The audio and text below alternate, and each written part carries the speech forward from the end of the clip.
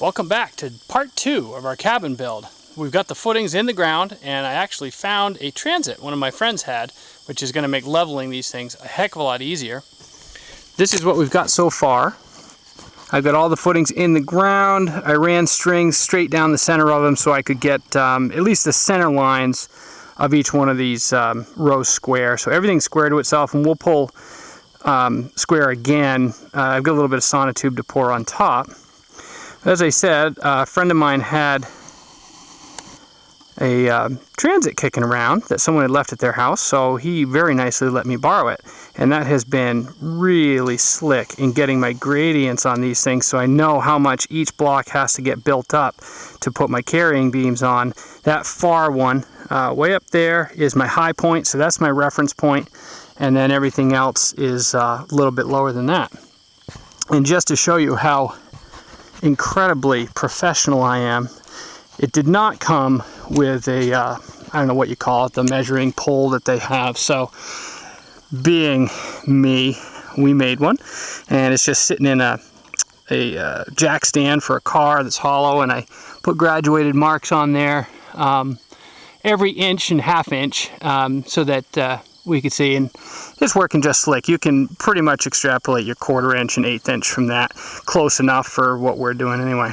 So I'm going to finish up getting my gradients, and we'll just bring you along for that. That's probably all we're going to get accomplished today, but once we get putting the beams in, we'll bring you along on that one too.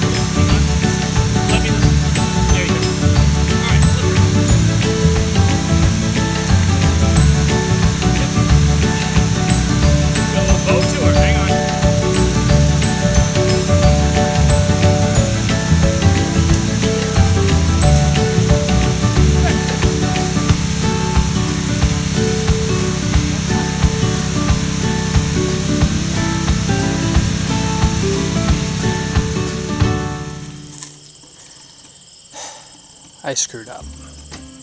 My math eluded me. Turns out 8 plus 3 is not 13. It's 11.